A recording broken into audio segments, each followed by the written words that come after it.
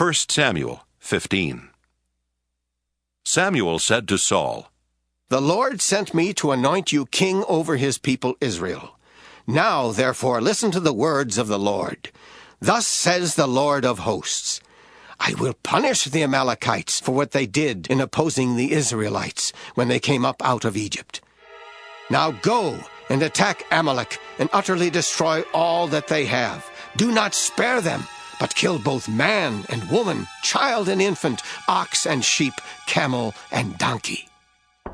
So Saul summoned the people and numbered them in Telaim, 200,000 foot soldiers and 10,000 soldiers of Judah.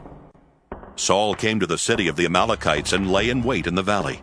Saul said to the Kenites, "Go, leave, withdraw from among the Amalekites, or I will destroy you with them. For you showed kindness to all the people of Israel when they came up out of Egypt." So the Kenites withdrew from the Amalekites. Saul defeated the Amalekites from Havilah as far as Shur, which is east of Egypt. He took King Agag of the Amalekites alive, but utterly destroyed all the people with the edge of the sword. Saul and the people spared Agag, and the best of the sheep and of the cattle and of the fatlings, and the lambs and all that was valuable, and would not utterly destroy them. All that was despised and worthless they utterly destroyed. The word of the Lord came to Samuel. "I regret that I made Saul king, for he has turned back from following me, and has not carried out my commands." Samuel was angry, and he cried out to the Lord all night. Samuel rose early in the morning to meet Saul, and Samuel was told, "Saul went to Carmel, where he set up a monument for himself, and on returning, he passed on down to Gilgal."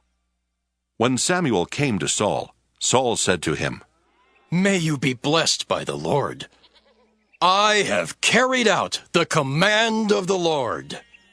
But Samuel said, "What then is this bleating of sheep in my ears, and the lowing of cattle that I hear?"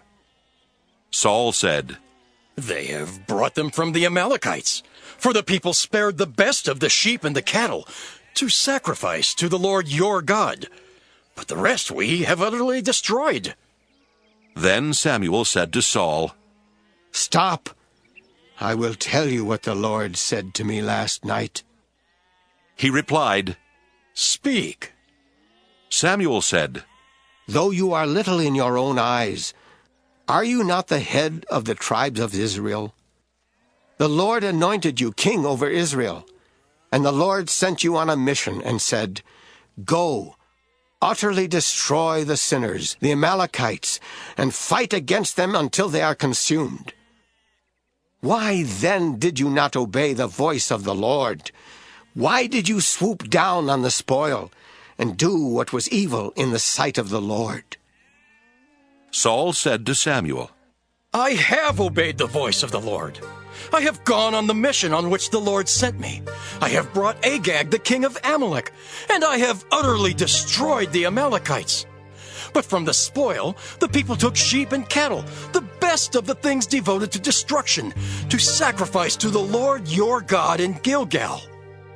And Samuel said, "Has the Lord as great delight in burnt offerings and sacrifices as in obeying the voice of the Lord? Surely to obey is better than sacrifice, and to heed than the fat of rams. For rebellion is no less a sin than divination, and stubbornness is like iniquity and idolatry. Because you have rejected the word of the Lord, he has also rejected you from being king."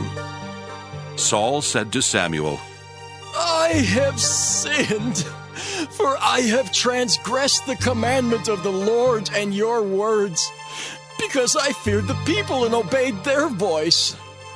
Now, therefore, I pray, pardon my sin and return with me, so that I may worship the Lord."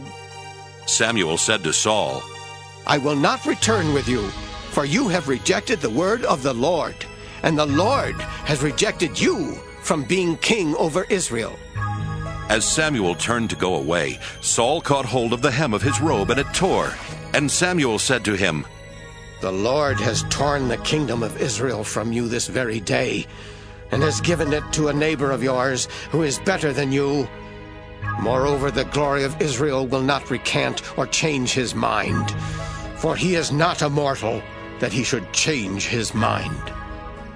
Then Saul said, I have sinned.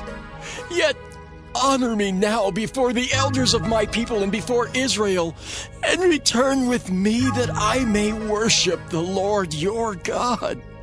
So Samuel turned back after Saul, and Saul worshipped the Lord.